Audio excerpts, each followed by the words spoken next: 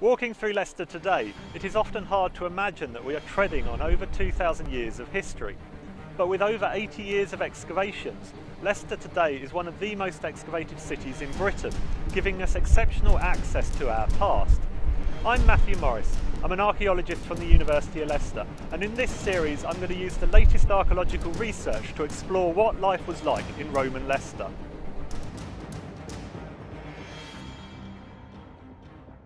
In this film, we will take a closer look at some of the Roman mosaics found in Leicester. Like most towns in Roman Britain, Rate Coel Tavorum, modern-day Leicester, has produced a large number of mosaics. These have been found in varying states of preservation and range from simple unadorned tessellated floors to much more intricate mosaic designs. Sadly, many, like these 3/4th century pavements found in 1754, did not survive their discovery, although we are fortunate to have these drawings and eyewitness observations made by local antiquaries. The earliest mosaics in Leicester date to the 2nd century AD and were laid in the decades after the town's recognition as the civitas capital of the Corultavi, when it became the principal administrative centre for the region. With growing prosperity and increasing adoption of Roman customs and lifestyles, houses in the town began to take on Roman architectural forms, including mosaic floors. The mosaics were characteristically geometric, coloured rather than monochrome, and often incorporated symbols of conviviality, such as wine cups and ivy leaves. The most complete of these is the Blackfriars pavement, found in 1830, several hundred metres north of the Jury Wall Roman baths. It has been dated to the mid-2nd century AD, and likely floored one of the main reception rooms in a Roman house. It measures 6 metres square, and includes 9 octagonal panels framed with guilloche, the twisted rope pattern. There is a diagonal symmetry, and the panels include geometric shield and scale patterns enclosing simple knots, and flowers bordered by wave crests and floral scrolls, whilst the central panel has a larger knot. The craftwork is exceptionally high, making it one of the finest pavements in Britain. It uses small tessera, some as tiny as 5 mm, and a wide range of colours and materials, including locally sourced blue, grey and green sandstones, black limestones from South Derbyshire, and chalk from either Hertfordshire or Yorkshire, whilst the reds and yellows were made from cut-up ceramic tiles, Samian pottery and amphora.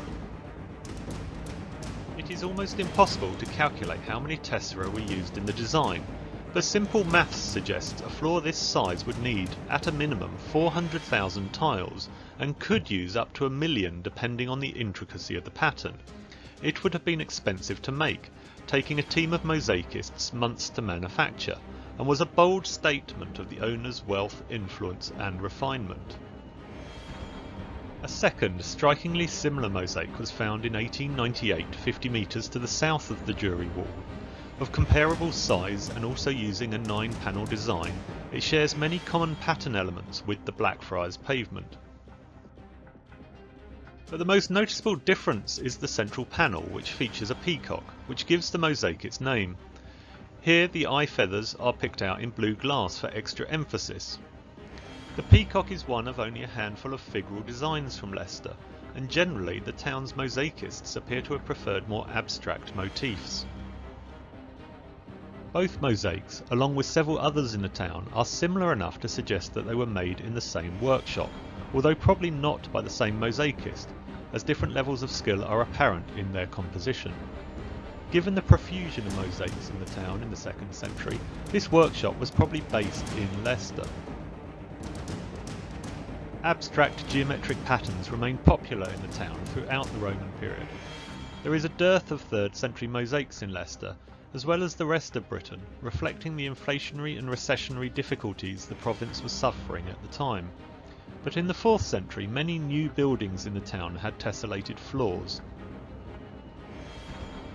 These were often very fragmentary and generally used larger locally sourced tessera in blue sandstone and red tile, and have none of the quality of their 2nd century precursors. They were still costly to make, however, requiring time, skill and investment, and often, because they are cruder, we can see more clearly the work of the different mosaicists, where areas of the floor are more or less skillfully laid, or where errors have crept in. There is one mosaic which stands out as different in Leicester. Significantly, when it was found in Highcross Street near All Saints Church in about 1675, it was one of the earliest recorded mosaic discoveries ever made in Britain. Over the past 300 years, it has featured prominently in many catalogues of Britain's Roman antiquities. It is one panel of what would originally have been a multi-panel design, and stylistically it is thought to be late 2nd or early 3rd century in date. Overall, the workmanship is mediocre, but it is the only mosaic in Leicester depicting human figures, and is one of only a handful of figural mosaics from the English Midlands. The scene of a standing male figure patting a stag, with Cupid nearby drawing his bow, is clearly mythological, and there has been a lot of debate since it was found about what the tableau represents. When it was first discovered, it was believed to be the story of Actaeon from Greek mythology, who angered the goddess Artemis and was transformed into a stag and subsequently torn apart by his own hunting dogs. Elsewhere in Britain, Actaeon's story has also featured on a mosaic from Cirencester. Another suggestion was that it was Hercules capturing the Ceryneian hind. Again, Hercules has featured on mosaics elsewhere in Britain, including at Boxford in Berkshire. But today, general consensus is that it shows the story of Cyparissus, as told by the Roman poet Ovid. Cyparissus accidentally killed his pet stag, and grief-stricken was turned by the god Apollo into a cypress tree, a traditional symbol of mourning in classical antiquity. In the Leicester panel, which is the only known depiction of Cyparissus in Britain, the boy's love for and grief over the death of his pet stag are both represented by Cupid and his bow. We don't know where, precisely, the Cyparissus mosaic was found, but an excavation in 2017 in Highcross Street, close to All Saints Church, found the remains of a magnificent new mosaic, which could plausibly be from the same building. The Stibby mosaic was badly damaged in antiquity, but would originally have measured 10 metres by 6 metres, making it the largest tessellated floor found in Leicester so far. It occupied the corner room of a large townhouse, probably its main reception room, and was of comparable quality to the Blackfriars and Peacock mosaics. The pavement was divided into two main decorative schemes incorporating, at one end, shield, meander and knotwork patterns, and at the other, octagonal panels framed with guilloche. Leicester's mosaics show that it was a prosperous town, whose affluent residents by the 2nd century AD had readily adopted Roman lifestyles, and fully understood and appreciated Roman culture and religion.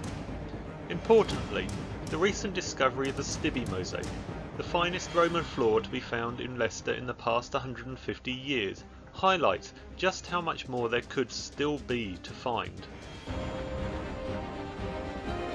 If you have enjoyed watching this film, please visit our website for further information on life in Roman Leicester.